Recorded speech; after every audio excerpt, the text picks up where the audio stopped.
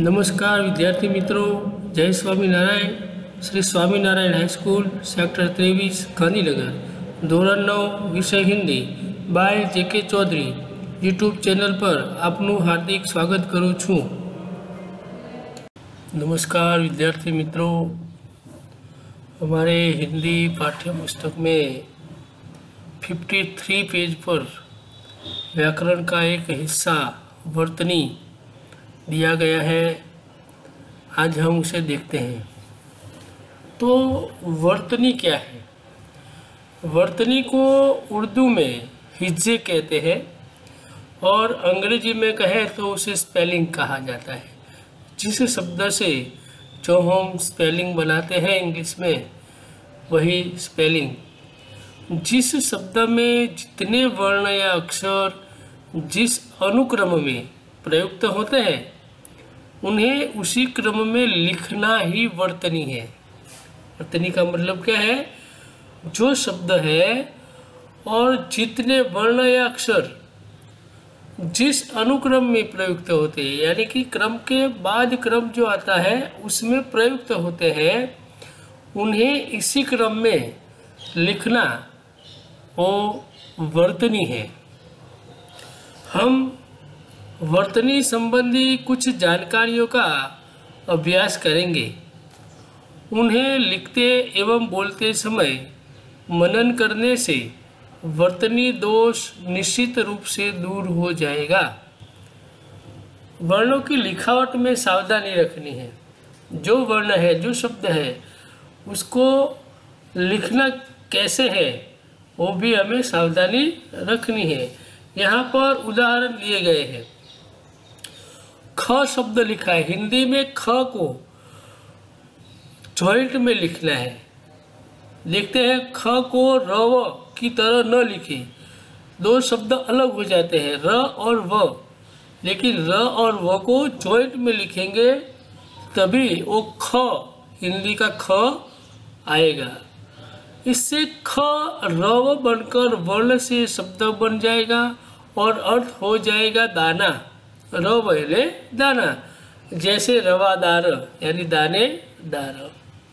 इसी प्रकार दूसरा उदाहरण है द। त पर पूरी शिरोरेखा होती है, जबकि त वर्गीय व्यंजन ध का पूर्व का गोल बाला सिरा मुंडा होता है और मुंडे भाग तथा शिरोरेखा के बीच रिक्त स्थान रहता है। इसी तरह थ, ब, य, श, क्ष और स्र की लिखावट में ऊपर से मुंडे भाग के ऊपर शिरोरेखा नहीं होती। ब के ऊपर पूरी तरह से शिरोरेखा देने से म का भ्रम पैदा हो जाता है। यानी कि जो हम शिरोरेखा बांधेंगे तो उसका जो मुंडा हुआ भाग है वो उस पर शिरोरेखा आ जाएगी और उसका जो अर्थ है वो बदल जाएगा। थ है तो थ का जो मुंडा हुआ भाग है उसके ऊपर शिरोरेखा आएगी तो वो य आएगा और भ के ऊपर आएगी तो वो म पर आएगा। तो इसी प्रकार लिखना है कि शिरोरेखा इसी तरह आए तो ब, य, श, क्ष वो अच्छी तरह हम देख सके और उसको इसी प्रकार लिखना है कि जो पढ़ने में हमें कोई तकलीफ न पड़े। निम्नांकित संयुक्ताक्षर एवं इन संयुक्ताक्षरों का जिन शब्दों में उपयोग हुआ है, ऐसे शब्दों का अध्ययन कीजिए। द को खंडित किया गया है और उसके साथ जो शब्द बोला जाता है उसके साथ उसको जोड़ देना है। जैसे कि उदाहरण के तौर पर द को खंडित करके प्लस व यानी बराबर द्व, तो द और व को साथ बोलने के लिए द को खंडित करना पड़ा है। तो क्या होता है? दो उदाहरण दिए गए हैं। विद्वान, द्वार, द के साथ व को बोलना है, विद्वान द्वार। दूसरा शब्द द के साथ द जोड़ा है तो तद्दन राजगद्दी, दो द को जोर देकर बोलना है, द तद्दन राजगद्दी। ल के म के साथ बोलना है दम, तो पद्म सद्म, सदम नहीं छदम यानी छद्म। द को य के साथ जुड़ा है पद्य विद्या, य और द को जॉइंट करके बोलना है तो पद्य, द बीच में आ जाता है, पद्य और विद्या। दूसरा शब्द है द को द के साथ जोड़ा है तो युद्ध, और दूसरा शब्द है प्रसिद्ध, द को ग के साथ जोड़ा है ग तो उद्घाटन, उपोद्घात। ह को य के साथ जोड़ा है ह्य यानी बाह्य सह्य। ह को रु के साथ जोड़ा है हृदय, रु यानी हृदय अपहत। श को र के साथ जोड़ा है तो स्र होता है श्रवण श्रेष्ठ। ट को र के साथ जोड़ा है राष्ट्र ट्रक। संयुक्त स्वरों का प्रयोग हुआ हो ऐसे अन्य शब्द अपनी किताब में लिखे। अनुस्वार और चंद्र बिंदु देखते हैं। पूर्ण अनुस्वार और अर्ध अनुस्वार यानी चंद्र बिंदु। तो पहला शब्द है अंत, ऊपर बिंदु यानी अनुस्वार है तो उसे अनुस्वार कहते हैं। दूसरा शब्द है आ ऊपर चंद्र बिंदु है तो उसे अर्ध अनुस्वार कहते हैं। इसी प्रकार गंध घाव, तंतु तात, लंब दांत, पंच पांच, हंस हंसी।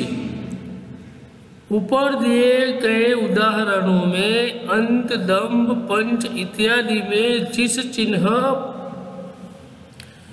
यानी बिंदु का प्रयोग किया गया है उसे अनुस्वार कहते हैं, और आंत, दांत, पांच इत्यादि में जिस चिन्ह पर चंद्र बिंदु का प्रयोग हुआ है उसे अर्ध अनुस्वार या चंद्र बिंदु कहते हैं।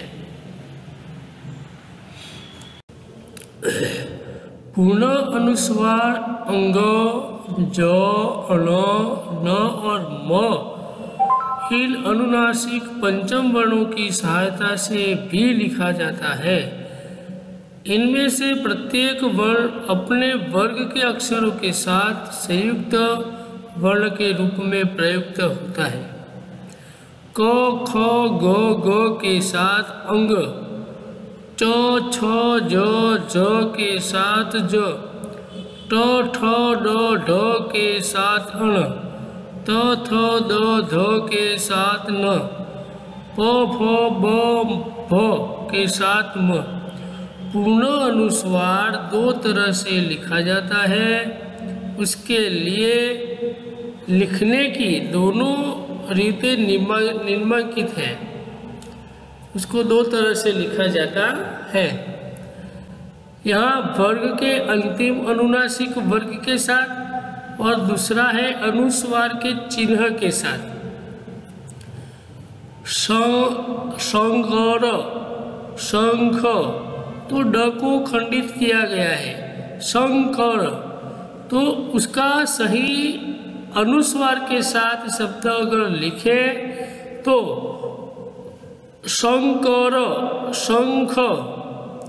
दूसरा शब्द है अज्जन, चंचल तो उसे चंचल बोला जाता है, लेकिन सही अनुस्वार के साथ अगर हम लिखें तो अंजन, चंचल।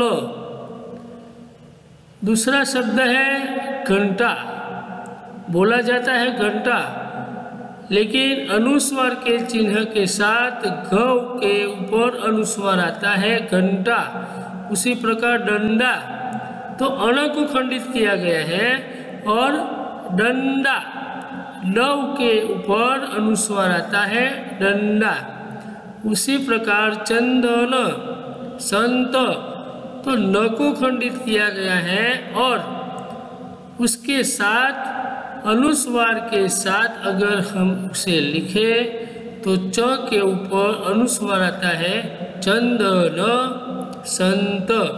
इसी प्रकार हम पूर्ण अनुस्वार के साथ हम लिख सकते हैं।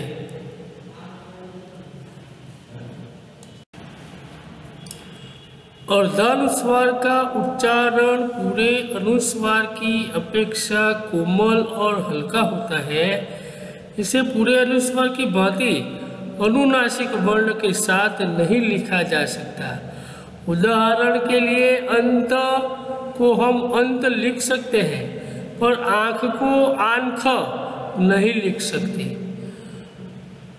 अतएव जहाँ अनुस्वार का उच्चारण कोमल हो और जिसे ग, ज, न और म खंडित करके आदि अनुनासिक संयुक्त वर्णों से न लिखा जा सके, वहाँ अर्ध अनुस्वार समझना चाहिए और उसे चंद्र बिंदु के साथ लिखना चाहिए। शिरोरेखा के ऊपर लिखी जाने वाली मात्राओं के ऊपर सामान्यतया अनुस्वार तथा नीचे लिखी जाने वाली मात्राओं के ऊपर चंद्र बिंदु का प्रयोग होता है। जैसे उदाहरण के तौर पर शिरोरेखा के ऊपर और शिरोरेखा के नीचे। शिरोरेखा के ऊपर है मैं, शिरोरेखा के ऊपर दो मात्राएं आती है और अनुस्वार आता है, तो मैं, क्यों, है, उन्हें, उन्होंने, इन्हें, इन्होंने, किन्हें, किन्होंने, जिन्हें, जिन्होंने। शिरोरेखा के नीचे कहाँ, आंगन, अंगना, जहाँ, गांधी, आदि, आंख, जांग, मांद, नांद, मांद, कांख। इसी प्रकार अर्धानुस्वार का उच्चारण और शिरोरेखा के ऊपर का जो उच्चारण है हमें इसी प्रकार करना चाहिए। यहाँ पर शिरोरेखा के ऊपर के जो शब्द है उसके साथ हमने अनुस्वार का प्रयोग किया है और नीचे लिखी जाने वाली मात्राओं के ऊपर चंद्र बिंदु का प्रयोग किया गया है। इसी प्रकार श, स एवं स का प्रयोग यदि किसी शब्द में स हो और उसके पहले अ या आ हो तो स नहीं बदलता। जिस प्रकार द से शब्द हम बोलते हैं तो द के बाद अ आ जाता है, स से पहले आ जाता है, तो हम 10 को बदलते नहीं हैं। पास, गास, विश्वास, इतिहास स के पहले आ जाता है। यदि अ आ से भिन्न स्वर रहे तो श का प्रयोग होता है। जैसे प्रेषित, आकर्षित, विषम, भूषण, आकर्षण, हर्षित, धनुष आदि। ह वर्ग के पूर्व श का प्रयोग होता है। जैसे क्लिष्ट, विशिष्ट, नष्ट, कष्ट, भ्रष्ट, षडानन, षोडश आदि शब्दों का प्रयोग किया जाता है।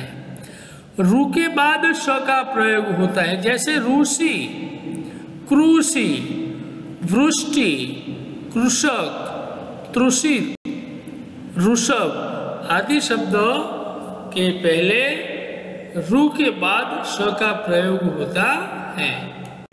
इसी प्रकार आगे च वर्ग रहने पर स का प्रयोग होता है, जैसे निश्चित, निश्चय, निश्चल आदि शब्द। यदि स एवं स दोनों का साथ प्रयोग हो तो पहले स और फिर स का प्रयोग होगा। यदि स भी रहे तो क्रमशः स और स होगा। जैसे विशेष, शेष, शोषण, शीर्षक, विश्लेषण, संश्लेषण आदि। इसी प्रकार यहाँ पर उदाहरण दिए गए हैं। ऊपर दिए उदाहरणों को ध्यान से देखें। इनमें क, ख, ग, ज और फ के बगल में नुक्ता या छोटी सी बिंदी आती है, उसे नुक्ता कहते हैं, लगाई गई है। इन शब्दों के बगल में बिंदी केवल इनके उच्चारण को स्पष्ट करने के लिए लगाई जाती है, उसे बोला नहीं जा सकता। अरबी फारसी भाषा के इन शब्दों में निर्देशित वर्णों का उच्चारण कोमल और हल्का होता है।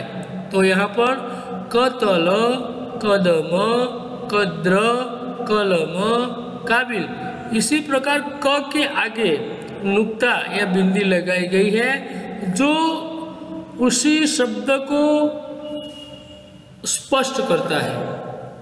खबर, खर्च, खानदान, खुदा, खुश, गरीब, गलत, गाफिल, गुस्सा, गैर, जमाना, जमीन, जहर, जिंदगी, नमाज, फकीर, फर्ज, फरमान, फरेब, फुर्सत। तो जो शब्द के आगे नुक्ता या बिंदी लगाई गई है वो सभी शब्द को स्पष्ट करने के लिए लगाई जाती है, उसका कोई उदाहरण स्पष्ट होता नहीं है,